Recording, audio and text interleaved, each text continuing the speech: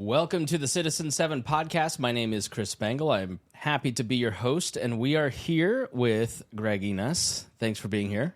Thanks, Chris. We are also joined by Don Palmer. You'd never know it because he declined to be on screen. He's off the screen here. But I am accounted and present. and so he's looking good. He'll be joining the conversation. And today we're going to talk to Scott Lingle and Aaron Story about their friendship and their shared projects. Scott Lingle became a founder at age 45 and launched 2 tech startups and in health insurance benefits, and now devotes most of his time to Side Hustle School, which we will talk about. And joining us on Zoom, thank you so much for being here, Scott. Thanks, Chris. And joining us on Zoom is Aaron Story, who has served as Elevate's president and CEO since January of 2018. And Aaron is an active foster parent, basketball coach, community developer, and Near East Side resident. Thanks so much for being our guest, Aaron. Thanks, guys. Appreciate it. Good to be with you. Now, Don, when we were talking about who we wanted to have on this conversation, what we want to do moving forward is a series of conversations between 2 friends and how Citizen 7 brought them together in their shared projects. This is a great start. So tell us a little bit about Aaron and Scott and why you wanted to invite them on and how their relationship formed before we talk to them about it. Yeah. My college roommate, Steve Kostler, had started a program in Orlando when he lived down there.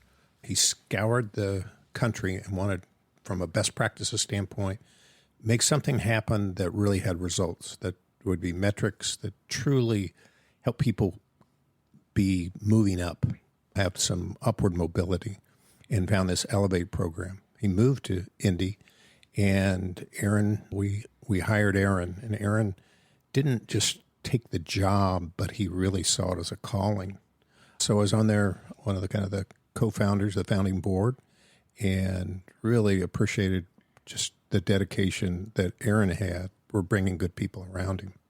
Scott and I have been in a couple different groups together called Faith Driven Investor and Faith Driven Entrepreneur, in addition to having a mutual friend in Jay Height at Shepherd Community. And Scott is always looking for a way to serve, to do something good. And he was starting a thing called Sweaty Startups and saying, why should entrepreneurship be restricted by zip code? There's entrepreneurs right here in the city, right in the zip codes, so they don't have to be in Carmel, Noblesville, Westfield, Zionsville. And Scott really had a conviction about that. And when I looked at Aaron's commitment to the Near East Side and what they were doing with character, and I looked at Scott's passion for making this thing happen and just seeing kids thrive and have the self-confidence of not just being served, but really doing something and being empowered to have their own business. Got the 2 together and great things happened. So that's why they're here. Yeah, so before we talk to Aaron and Scott, Greg, this is the DNA of Citizen 7. This is really what you're trying to achieve with the organization, these relationships. That's right. There's lots of individual networking and extractive networking where you can come around and say, I want to be with those guys because I can get this and that. I can guarantee you with Aaron and Scott and other guys like them that we're trying to encourage and hold arms with, they're generous with themselves. I can attest to that personally with that, and it's exciting to share this conversation with other guys that want to know really how to be generous with the gifts God has given them to love this city in the name of Jesus. So let's start with Aaron. Let's give a plug to Jay Height. Shepherd Community has a great podcast. It looks great. I actually, to prep for this, saw Aaron on there. Tell us a little bit about Elevate. What is Elevate, Aaron? Yeah, thanks. Thanks, guys. Good to be with you and have a few other friends on here, too, that have been great contributors to our city's kids. You know, that Indianapolis ultimately exists to build long-term, life-changing relationships, equipping students to thrive and contribute to their community. And it's a unique in-school, after-school, 24/7 holistic model. So we're in school teaching character, life skills, soft skills, leadership development during the school day, fully immersed in the public IPS schools, and then after school mentoring those same students. In addition, it's spring break, summer, it's year-round mentoring. Everything we do, we think about not programmatically, we think about in the context of a mentoring relationship. How do we build safe, established relationships with our students that then lead towards the kind of outcomes that maybe our community gets excited about, graduation rates that are high, and that kind of upward mobility that Don mentioned earlier. But that comes from years of established, safe, and trusted relationships that our full-time teacher mentors provide. So they're not doing an hour a month or an hour a quarter. They're full-time staff. They're immersed in the school day, immersed after school, providing that environment for students to build, assets that are necessary for life and to move towards thriving, contributing is our language. Long after high school, we always say that you graduate from high school with Elevate, but you never graduate from Elevate. So we want to always be present with our students and how important that is for them to have access to a safe and trusted mentor that becomes a whole lot more than a mentor, but from the simplicity of the language, we just call it a mentor. So, Scott, what is it about Elevate that attracted you to reach out and connect with Aaron? Yeah, thanks to Citizen 7, Don Palmer. I think he helped make the connection. We just met literally in the last year, and I was struggling to get this program out of the gate. I think year one, we had like 3 to 5 kids, and we did have some success stories. But what I loved about Elevate, they're integrated into both Tech High School, Purdue Poly, a few other schools.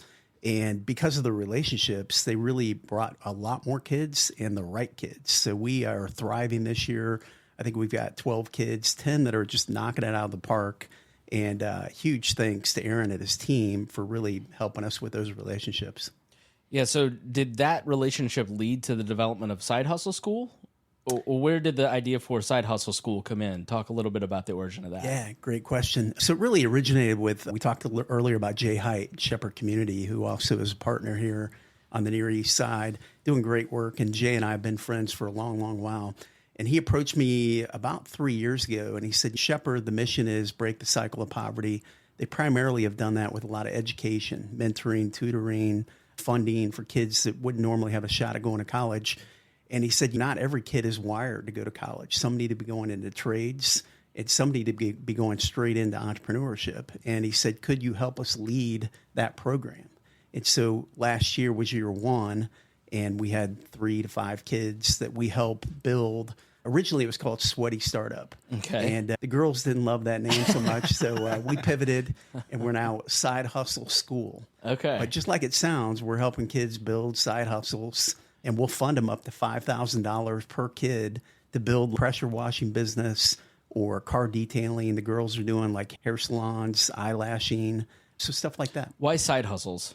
Why focus in on like a side thing as opposed to, hey, go all in on this? Yeah. Side is where it starts. They're full-time students. Mm-hmm. A lot of them are also athletes. And they got a lot of extracurriculars. So it starts as a side hustle, but then hopefully 3 different outcomes. One, it could be a side hustle for life that just helps them get some extra income to pay for school or whatever the path may be. 2, it could be a temporary thing that they put on the resume that just helps them get great skills. We're teaching kids how to do sales, marketing, customer service, accounting. So those are skills that are going to serve them for all of life. And 3, it could be that they turn into full-time entrepreneurs. Mm-hmm. I think this year we'll probably have 2 or 3 that'll do that. And please, Greg, Don, feel free to jump in. I don't want it just to be an interview. I want you guys to join the conversation. We will ask all of you at the end if you have questions for either our guests or Greg or Don. Please raise your hand. We'll do that afterwards. I heard Jay say something in that interview with Aaron that I thought was really interesting, which leads me to the next question. Organizations don't partner with each other. Side Hustle School and Elevate don't partner with each other. Aaron and Scott partner with each other and work together. The same with Aaron and Jay. How did a partnership, a relationship between you two form? Did it start with lunch? And then what were the key points that you really connected on and said, hey, me too? Yeah. So thanks to Citizen 7, I think we got connected through Don Palmer. We had a coffee at Parlor Public House right around the corner here. Start dreaming up. I was like year one into the program and said we could really use some help. And we're not in the schools. Like, we don't know the kids. And so we started dreaming up what this could look like. Mm-hmm. And we had a meeting with Aaron and his team and said, here's what we're trying to do. Do you think you could help? And they came alongside and helped in a huge way. And not only that, but gave us a ton of ideas on how to make the program better. We, because of Aaron, now have an application process. We'd never had that. Helped us really zero in on not just more kids, but the right kids. But thanks to this group here, like Aaron and I didn't even know each other. Yeah. So that's been super cool. Don, what was it in Scott and Aaron that you saw that you said, hey, these guys need to meet? They're both drivers. They're both kind of type A's, and their motives are pure. They are about helping others flourish. So it was a natural because their interests aligned. Yeah. I was going to ask, go ahead, please. I was going to ask Scott, how many of your 12 are in Aaron's Elevate? Aaron, you know better than me. Probably 10, right? Yeah. It's pretty close to that. Yeah, it's out of the 10 on the website, 9 of them are ours, and obviously there's been a few others too. So we're excited about that. So let me break this down just for people who are tuning in, and I don't want anybody to be confused. How do your programs, if you're one of those 10 students, what does Elevate do and what does Side Hustle School do that kind of mesh together? What's the differences for the actual participant? Yeah.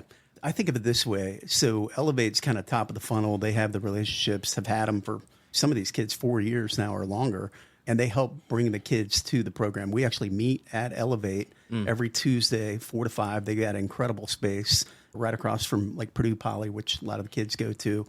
And then we've recruited a ton of mentors, a lot of them through OR Fellowship. So we have 40 mentors that show up any given Tuesday at 4 to 5, usually a 1-to-1 ratio of mentors to students. And we'll work through week one is like, what ideas do you have? And the ideas need to be, can you learn how to do this on YouTube, pretty much? Yeah. So we're not looking for heavy trades. And then can we buy all your supplies like week 3 for $1,000 or less? That's what constitutes the definition of what we're trying to build.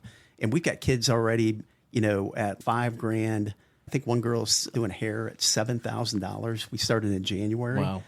Pressure washing, David Arellano has got like almost 5,000 on the board. So these kids are like building legit businesses. It's pretty cool. Did they go ahead, Greg? Well, that's where I was going. I just wanted to understand the cadence of how you guys work together. What's that playbook? You're working with Jay, but you're going straight to Elevate to get your kids? Is that, or does Jay somehow work with you? Yeah, good question. So the way we think about it, right now we're targeting the Near East Side. And so we reached out, thanks to Don and you guys, not only to Aaron, but we also looped in Youth for Christ and Dream Alive, because all these are partnering with Tech High School, Purdue Poly, kind of on the Near East Side. And they've got those relationships. We have no way to reach out to kids in that area. So they bring in, they're top of the funnel, they bring in all the kids, and then we run the programming every Tuesday. And we start in January, we run through the end of the school year, and then we are going to continue to meet in June and July. And basically it looks like this. Every week we come in, week 1, we come up with the idea, and then with the mentors, we create a business plan, like very simple, 1-page business plan. 2, we create a financial model or a pro forma. And then once they do that, they check the box for both of those, we're ready to fund them. And funding is typically figure out everything you need for your car detailing business, pick it out on Amazon, and we literally right there in class buy all their supplies, ship it right to their doorstep. Then the next step is we want to know that they're really going to do this. It's not going to sit in their basement. We make them go find 3 jobs. We say, hey, friends and family, whatever it takes, go knock out 3 jobs, prove that you're going to make a happy customer and they're going to write you a check. Yeah. And then come back, and then they're ready for the hard part. The hard part of any of these is getting leads. And so it's just like any business, right? That's the hardest part. We then help them stand up a website.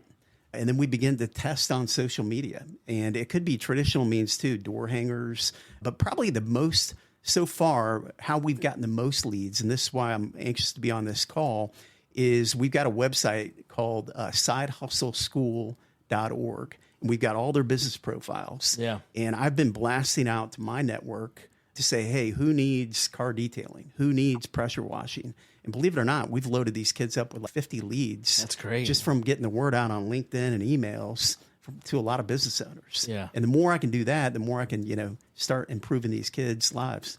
That's great. We're going to blast it out on our Praxis monthly newsletter. Love 500 people. We're going to blow this open there. May I just ask one follow-up Yeah, there? please. So Aaron has a cadre of students he's working with, but you're going beyond those who are Elevate participants, of course. Are you ready to just keep it low? Are you ready to blow this open and say, Greg Enos, go find me some students on the north side or the east side? Bring them in. Yeah, you know me, Greg. I'm not interested in doing anything small. Yeah. So I'm all about let's scale. And so we feel like I'm an entrepreneur. We feel like we've gotten product market fit with Near East Side, focusing on tech. And now the goal is, I've got a buddy of mine, Peter Servas, that is just a good friend of mine, and he has a passion and heart for the same thing. And he was the one that planted the idea is, hey, let's go scale this to all of IPS. So the dream for next year, and there's a lot of work to be done, is how can we scale this and have more than one site? We'll continue the meeting at Elevate for the Tech Purdue Poly kids, but how can we build this for all of IPS? It's going to take more mentors. Yeah. Because again, I'm not looking for a full-time job. I'm looking to lead the effort, but going to take a lot of help. That is beautiful. There seems to me around Citizen 7, the various praxis groups, there's seed funding seems to be important, especially in the Far East Side with the folks that you're working. I'll open this to Aaron, to Greg, to you, Scott. The importance of seed, this studio space, builders and backers from the Indie Redemptive Labs is built by that. It came out of that, right? So it's helping my business, which I'm doing the Citizen 7 thing to help. That seed funding can give such a leg up. Can you talk about not just that principle, but then also going a layer deeper to communities that need that leg up, right? I could have bullied my way through there. It was helpful, but when you don't have any network, when you don't have any connections, when you don't have any natural leads, how much more important does that network effect and that $5,000 become? Yeah, with two guys in this room, of course, Don introduced me to Aaron. That's been incredible. And Aaron, we're coming to you next, I promise. Greg introduced me to Faith Driven Investor Group. So another informal group. We meet once a month, and they have actually provided the seed money for this program. So both year one and year two, I tapped that group, and we haven't had crazy amount of money needed, but so far they've been the funding support for this program. So that's been huge. Greg, you want to address that, Don? No, they said it all. Yeah, That's all how right, it happens. great. It's little seeds. And look, now, Scott, I'm really excited to hear about the scaling vision. You're going to need more capital. 100%. But I bet people on the call here are going to be very interested in seeing that. And thanks for the website. I didn't know that you had a new name, and I'm going to check that out and start floating The that. website's beautiful. It looks great. Yeah. Aaron, so let's to the cadence of working together. How does Elevate and Side Hustle School, and then more granular, Aaron and Scott work together? How does that begin, and then what does that partnership look like on a consistent basis? Yeah, I think certainly echo everything Scott had shared, initial conversation, give some feedback around what I felt would be just my feedback to what would make this successful to what is, once he clearly establishes goals. And then on our end, internally, working with our team of mentors and who have long-term relationships and established. And so I think I knew, and I told him, I knew the students, I knew there'd be students there. I wasn't worried about that. I knew we'd have students that would be of interest. We know our students, we know our data, what tells us about who we serve and how we serve them, and where the gaps are at for opportunity. And so I feel pretty good about that early on, but figuring out what was that progress, what's that process look like. And so we had to do some blocking and tackling a little bit, and ended up is at the Impact Center, which I see Pastor Mike is on here. We actually lease a space from Inglewood, and so the CDC, and so we're rooted in the Inglewood neighborhood, just to say where that Impact Center is at. But I think, and our staff are fundamentally helping, they're the follow-up with students. They're, in some cases, we have a couple of staff that are picking up, dropping off students every week. So there is that piece of it. Some students drive, and some students have a friend that drives it over, but a lot of our kids don't have cards. That's not their situation. And so doing the follow-up communication, or working through, or where a kid falls off for a couple weeks, a couple of staff that are following up, checking in on them. How are you doing? What's going on? How can we get you back and keep you connected here to this opportunity? So I think on that side of the relationship, that's really everything.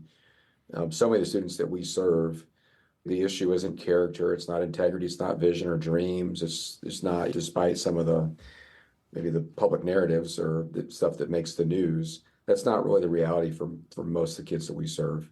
It's lack of opportunity, into what I think Don or maybe Scott said earlier, there shouldn't be, no limits should be placed just because of zip code they were born into.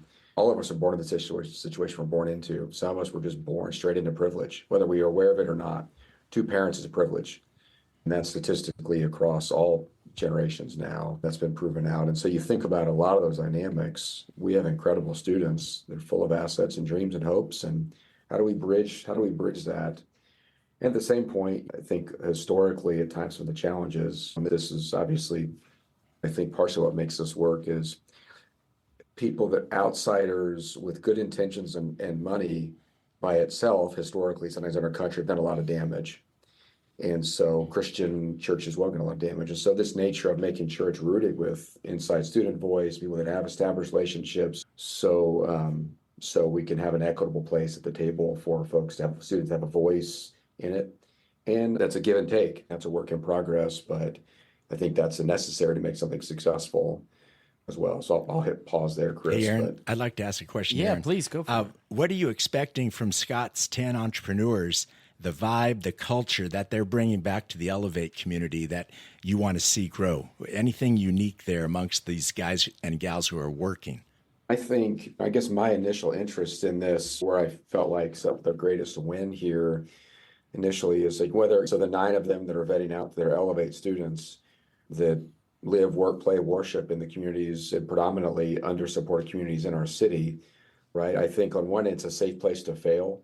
It's house money they're playing with. I think somebody willing to build a potential dream, knowing that entrepreneurship is as much failure as it is success. And a lot of people on this call can attest to that. Our students aren't afforded that privilege.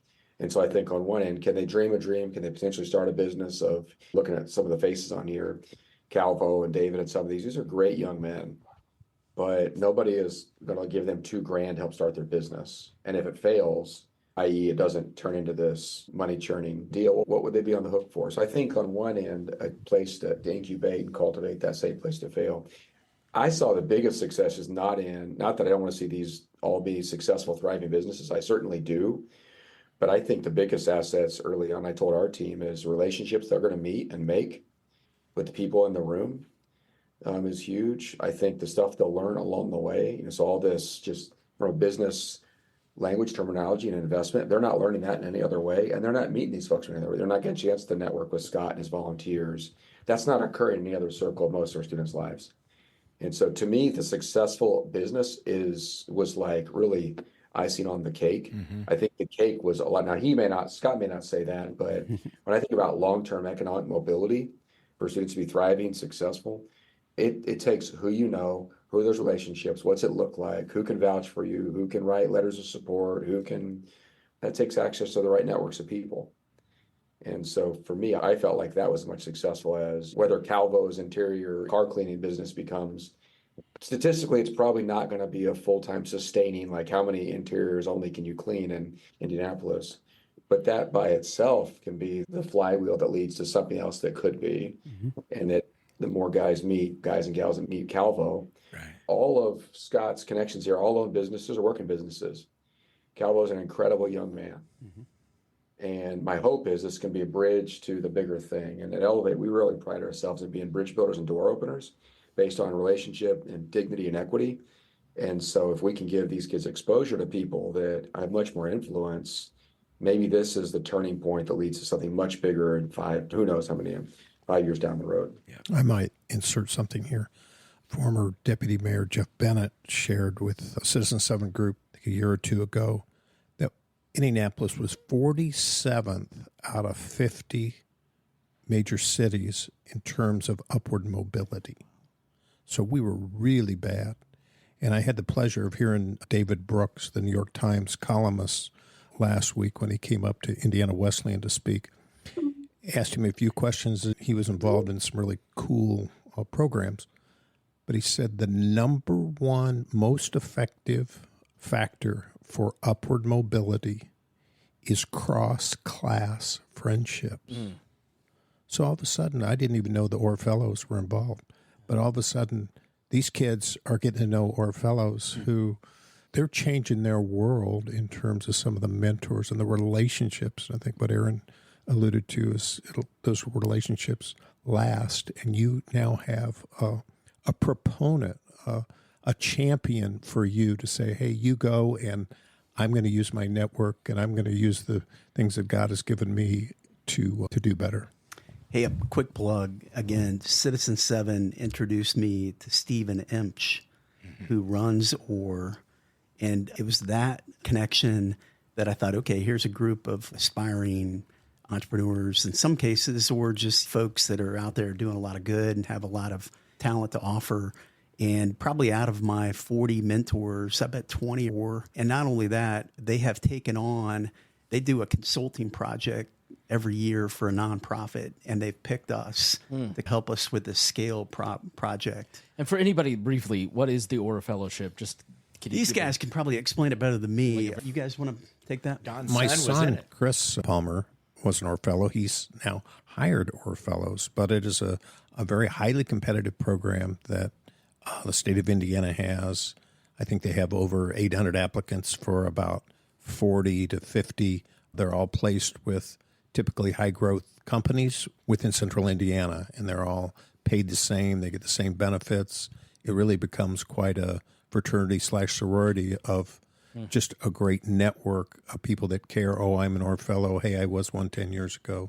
So they're all really talented folk that have been chosen to be in a 2-year program where they do 3 rotations through the company that they're with.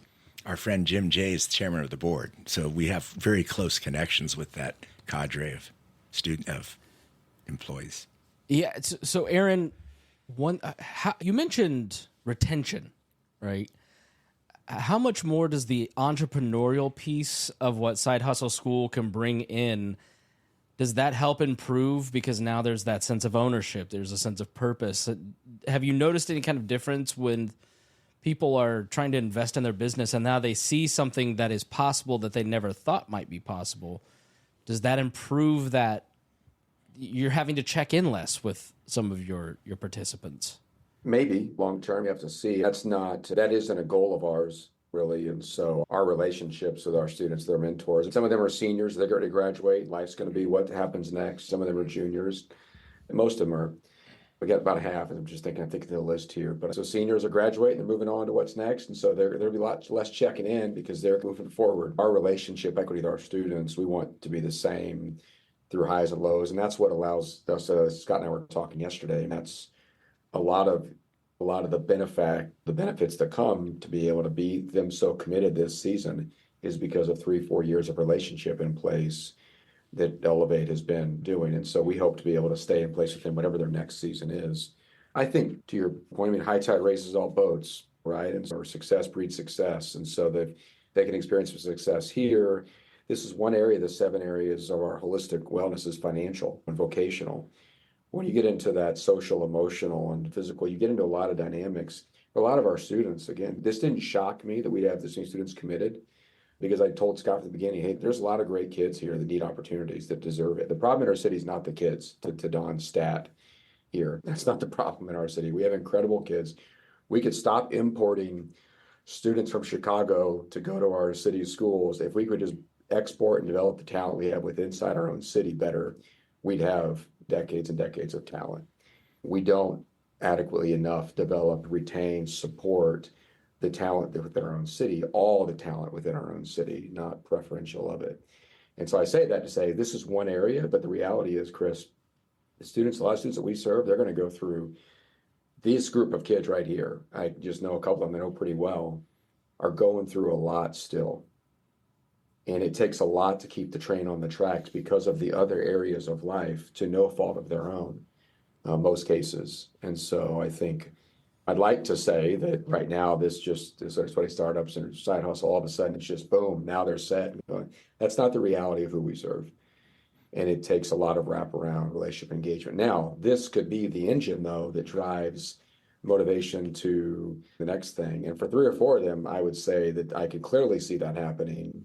And that is the hope that maybe that their cousins, their neighborhood, their block, their schools, their community is the driven part of our mission statement. Ultimately, we see ourselves doing community development work through students with started in the schools, but goes into a much bigger picture. And hey, Aaron, can I ask you a question? Scott talked about scaling through IPS. What's Elevate's vision to get through, permeate IPS and beyond over the next few years? You're asking about Scott's vision? No, your Elevate's vision.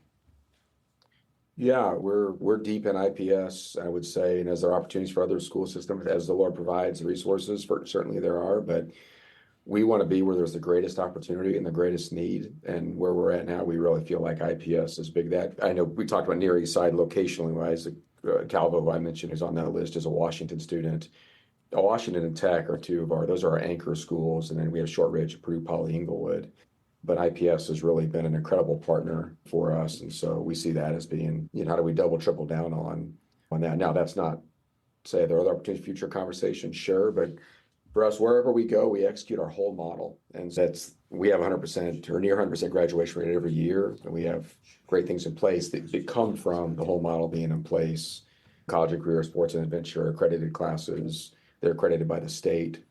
And so that allows us. And then we see opportunities like this was a huge one to be like, how do we help continue to cultivate? So we've got 3 or 4 students in One America's summer internship this year. I can go down the list here. We really try to know who are our students, how do we get to know them, what's the best opportunity for them? And that helps Scott. So we told him, say, we'll pre-vet. You won't have to do all the interviewing, we won't give you 40 kids to figure out. We'll pre-vet, pre-select based on who we are, who we think's more committed, who we think can do this. And we do that with every opportunity when we work with somebody. Who are the students that are the best fit for this specific opportunity? And you win some, you lose some still, but that's really, we feel like, comes from relationship and not from some program referral, and it's a huge difference in a city saturated with nonprofits for kids. Often kids can feel like one more program they're in. They feel like one more number and referral. And we pride ourselves at being just one big family, which then leads to different type of outcomes that all of us in our city can be proud of. All right, so I've got one last question to the group, and then we're going to open it up to questions. So if you'd raise your hand, and then when we come back, I'll look at who's raised their hand. We'll go to you for questions. If you've got a question for Greg, Don, Aaron, Scott, that stat of 47 out of 50 major cities in terms of the lack of upward mobility. If somebody is watching this, listening to this, and we are on your podcast feed, we're on YouTube if you want to catch up with these. If somebody's sitting on the sidelines and isn't engaged in trying to help that upward mobility problem, what are a couple actionable steps that you'd recommend to somebody if they want to get involved? Scott, let's start with you. Yeah, be part of the solution, not part of the problem, right? So God's given us, the way I think about it, God's blessed me with entrepreneurial gifts, and we were fortunate enough to have an exit, and I found myself with a lot of time, and I could either play a lot of golf and pickleball, which I do, or I could also, there's only so much that you can do, right, before you get a little bored. And so I feel like God's calling me into almost like full-time ministry, and my ministry is, can I serve youth and help them to become entrepreneurs? And so it's fun for me. I feel like it's something God's blessed me with, and I feel like we're making a dent. Aaron, thoughts on people on the sidelines, how they get into fixing that upward mobility problem? Yeah, I don't think it's hard. I don't think it's hard at all. I think they're complicated problems that don't require complicated responses. I think compassion, this is not a time for a sermon, but I would say as a one in compassion and action is sometimes not real hard to do. And I think Scott gives a platform for that. Show up on Tuesdays, pour out what you've learned to some students, smile, encourage, give, make an effort. If that's not your thing, if it's like, hey, I'm not an entrepreneur, then find another way. But the last 7 years of being in this role, what I will say is, and I've been working with students for a long time, longer than that, the problem's not the kids. And I also meet a ton of well-meaning adults that care, that want to make a difference. They don't know how. People with the resources and influence and privilege want to make a difference. They don't know how. And so working out that how is important, but there is ways to pour into it in a way that's not just one more drop in a big bucket. And I think this has been a great, Scott's, modeled that to some extent, the picture of it. Doesn't have to be this big. Everybody's, why doesn't have to be this big. He's doing it, but it leads to an impact. If you live near North Central or you went to North Central, great. Find a way to invest in there. If you went to Warren and you're passionate about that side of town, then double down on students out there. If you're not, you're neutral, then come serve with us. Come find a way to give, serve, engage with us. And I think it's a legacy thing for our city. And I think John shares that stat, and I've known that for a long time. I think it's on one end, that's a stain that has to get reconciled because it's not a stat. It's pain and trauma in the streets of our city that we've got to find a way to break through. And we have a segregated city, both culturally and then socioeconomically. What I love about Scott's program is it allows us to bridge worlds that often don't bridge. I'm guessing these OR fellows and Scott's other friends aren't coming across our students in any other area of their life. Mm-hmm. And I know predominantly our students aren't with us audience as well. And it can be a beautiful thing when it's done well. And so I think that's what motivates me, knowing that this could lead to much bigger things, and whether or not the small wins are great, but the big wins could be things that are help turn a city. And that's the potential I think we all together share.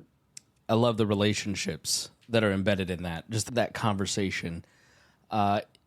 Anyone with questions, comments, we'd love to hear from you now. We're here in the Zoom chat, and there's lots of folks. Feel free to raise your hand or just go ahead and speak up.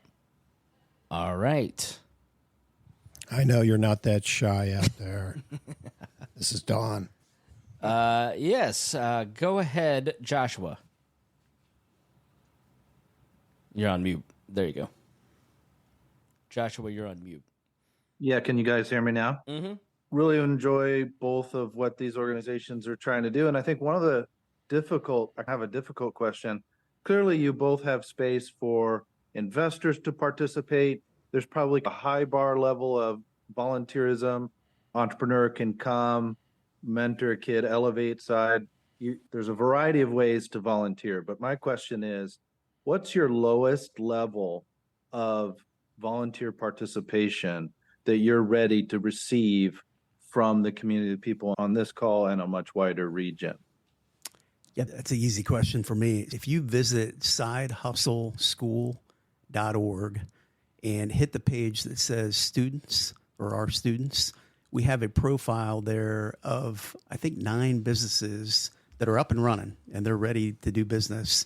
And if you need your car detailed, if you need your house pressure washed, probably one of the best things you could do is sign up right there online and know that some of these kids, it's their 10th time doing this. So it's not going to be like they're not going to necessarily knock it out of the park, but we're giving them reps to get better and better. And I think that's one easy way to contribute. The lift on volunteering is not huge. We ask our mentors to show up once a month. It's 4 to 5 at Aaron's place there on East Washington. And you could know very little about how to build a business. It's really like showing up and being encouragement for the kids. Right. That's half the battle. Aaron? Great.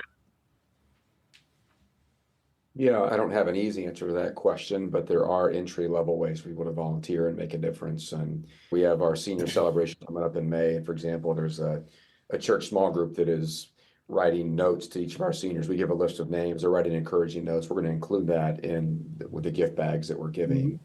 That's an example of something that we won't find out on the website, but when somebody says, hey, what could we do? And we're doing some golf stuff in June. We're going to do some stuff at the driving range. We're looking for volunteers to come and just help teach our kids how to swing a stick. And so we come up with ways to support based on what's the biggest need is. There's not like a annual paint the fences with Elevate every year. We don't do that type of stuff. We don't own a big building. So we try to find ways to bridge something's meaningful skills and passions or their company with something we actually need that would be a value add, whether it be big or small. And so I dropped a link in the chat room. Obviously, you can reach out to me directly and connect as well.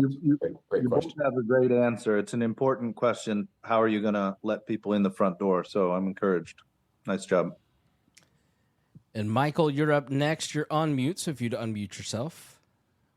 Yeah, I was just going to the upward mobility part of the conversation. I would just say that about 4 years ago, Lilly Endowment launched an initiative called Enhancing Opportunities that specifically was calling for projects that would create what they called income mobility, which is essentially upward mobility.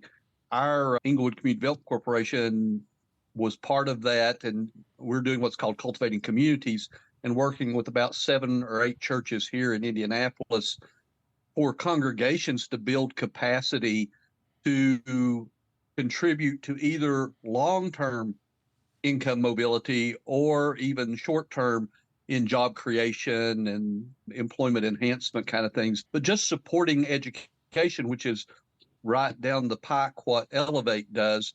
that does enhance opportunities and that does create income mobility when students are supported in the ways that these two folks are supporting young people. I would encourage people to look deeper into some of the things that Enhancing Opportunities funded from the Lilly Endowment. There could be opportunities for volunteering that way as well.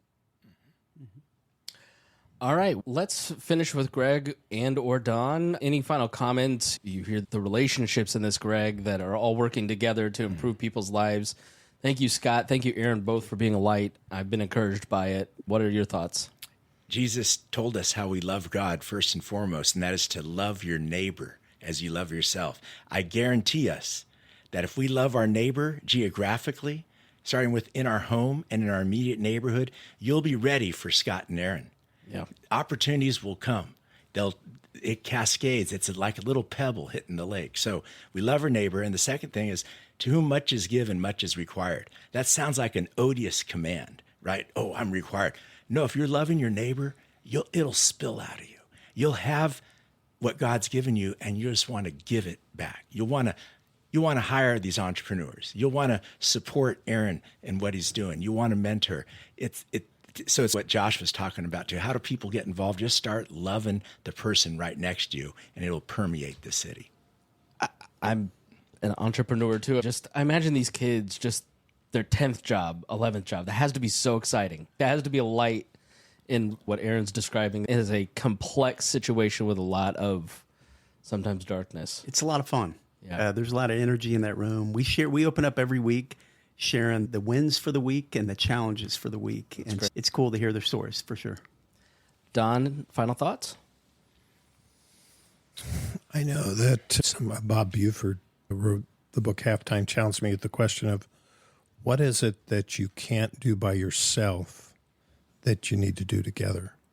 And I think that in terms of whether we're solving poverty, whether we're helping in education, whether we're helping our neighbor, it's the efforts that we're talking about here, to me, are a good antidote to selfishness. And I tend to be selfish, and I used to think it was how big the check is, but if it's a $50 check, if it's a $25 check, it's what it does to your heart.